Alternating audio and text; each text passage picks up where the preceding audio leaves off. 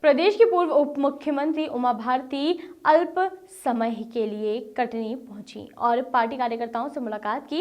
वहीं पत्रकारों से भी चर्चा की। उमा भारती ने बातचीत में पत्रकारों से कहा कि जैसे तिरंगा और गंगा के लिए उन्होंने काम किया है, वैसे ही अब गाय माता के लिए काम करेंगी। भगवान कार्तिक की यही प्रेरणा है। वहीं देश की राजधानी में चल रहे किसान आंदोलन पर उमा जी ने कहा कि शांतिपूर्ण तरीके से किसान सरकार के सामने रखे अपनी बातों को और किसी के बहकावे में ना आए। किसान ही देश को चला रहा है। किसान को समय पर खाद्य मिले, समय पर बीज मिले, समय पर बिजली मिले और समय पर उचित मूल्य मिले तो वह कर्जदार नहीं होगा बल्कि कर्जदाता हो जाएगा। किसानों की समस्या बहुत व्यापक है, उसके लिए किसानों को थोड़ा धैर्य से बात करना चाहिए। वहीं लव जिहाद के प्रश्न पर उमा भारती जी साफ बसती नजर आई और शिवराज सरकार और योगी सरकार में कुछ भी नहीं कहना चाहती बोलकर टीकमगढ़ के लिए रवाना हो गई। जी दीदी, आप अभी हम बता रहे मैं चतुर्दशी और पूर्णिमा आज दोनों हैं। आज पूरी पूर्णिमा है तो मैं कार्तिक पूर्णिमा पर अमरकंटक गई थी। 2 दिन वहाँ रही। वहाँ कार्तिक स्वामी की प्रतिमा है जिनके नाम पर कार्तिक मास पड़ा है और कल का दिन वहाँ बहुत महत्वपूर्ण होता है, चतुर्दशी की रात, क्योंकि कार्तिक स्वामी ने चतुर्दशी को ही दैत्यों पर विजय प्राप्त की थी और वो अमरकंटक में नर्मदा किनारे शांति प्राप्त करने के लिए बैठ गए थे, थकान उतारने के लिए। तो उस स्थान की महिमा बहुत है।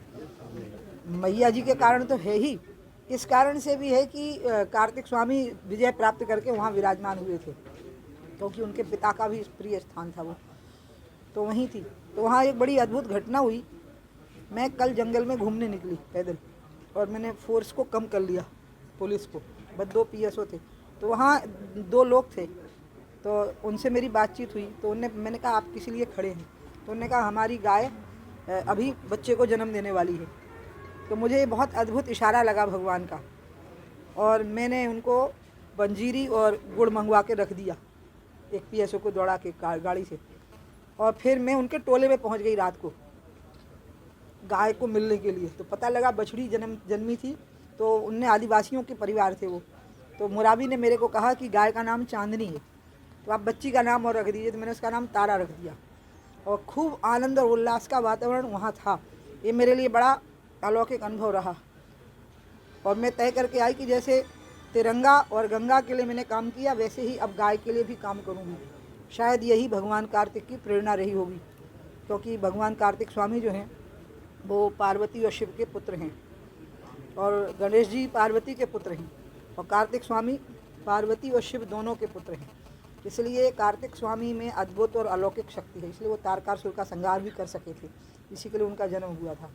तो उन्हीं से मैंने प्रार्थना की कि अब गंगा और तिरंगा के अलावा गाय और गाय के नाम और मैंने अपनी ज़िंदगी लिख दी।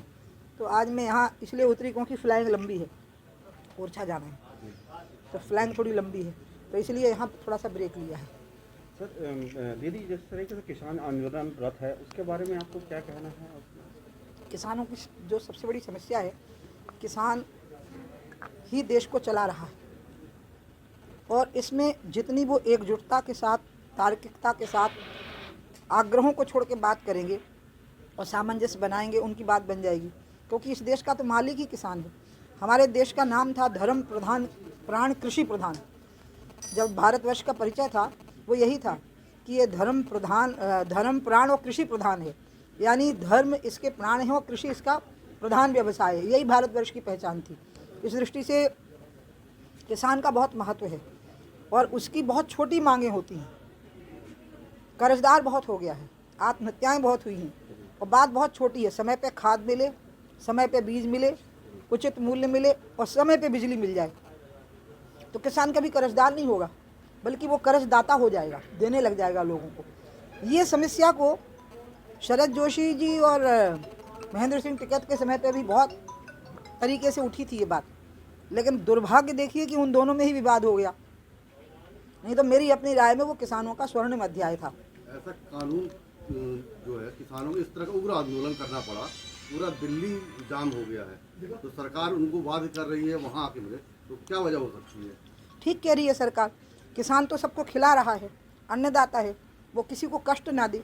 और बिना कष्ट दिए अगर सरकार उनकी बात सुनने को तैयार है तो कष्ट देने की ज़रूरत भी नहीं है। सरकार का आग्रह और निमंत्रण बिल्कुल ठीक है। मैं भी किसानों को यही अपील करूँगी। मैं तो सच्ची में किसान की बेटी हूँ। कई लोग तो खेत झांके भी नहीं होते, कह देते हैं हम किसान के परिवार के हैं। मैं तो हूँ ही किसान के परिवार की। आज भी मुझे अपने गाँव पर जाके रुकना है। आखिरकार किसानों की मांग क्यों नहीं मान ले रही सरकार? मैंने आपको कहा ना कि किसान की जो समस्या है उसके पॉइंट तय हैं, लेकिन व्यापकता बहुत है। उसके लिए बहुत संवेदनशीलता, बहुत धैर्य से किसानों को अपनी बात कहनी होगी। अधैर्य और इस प्रकार का जो तरीका है उससे बात ठीक से फिर होती नहीं है। थोड़ी शांति नहीं रख सकते तुम हैं? चलो पीछे। हाँ, जिस तरीके से भी लव जिहाद का भी मामला बढ़ता चला जा रहा है, इस बारे में क्या सरकार कदम उठा रही है और क्या है? जो उसमें सरकार उठा रही वो ठीक उठा रही है। अभी मेरे को इस विषय पर कुछ नहीं कहना है, क्योंकि सब सरकारों के कदम अच्छे हैं, योगी के भी और शिवराज के भी। अभी तो मुख्य बात यह है कि किसान अपनी बात कह रहा है, लेकिन किसान को अपनी बात ऐसे कहनी है कि कोई भी परेशान ना हो। 4 किसान भी पहुंच जाएंगे ना तो मोदी और अमित शाह की समझ में बात आ जानी है, क्योंकि वो समझते हैं समस्याओं को। नहीं समझते हैं ऐसा तो है ही नहीं। शांति से बात करनी। और एक बात और तय रहे, क्योंकि मैं किसान आंदोलन में 1-2 बार समर्थन की फैसला का की थी एक बार, और टिकैत साहब का भी की थी। छोटी थी मैं, लेकिन किसान की बेटी तो थी। कि सबको एक रहना। ये जो आपस में वो भी झगड़ा कर लेते हैं, फूट पड़ जाती है, उससे भी बात बन नहीं पाती। एक रहें और शांति से अपनी बात कहें, और एक बार सरकार से शांति से बात करें, और सरकार को भी तो एक मौका दें कि सरकार उनकी बात सुने, और फिर उसके बाद में आगे की कार्यवाही हो।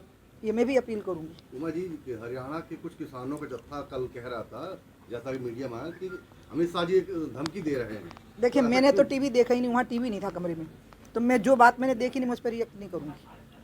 अब ख़त्म हो गया तुम। Bureau report, voice of rights.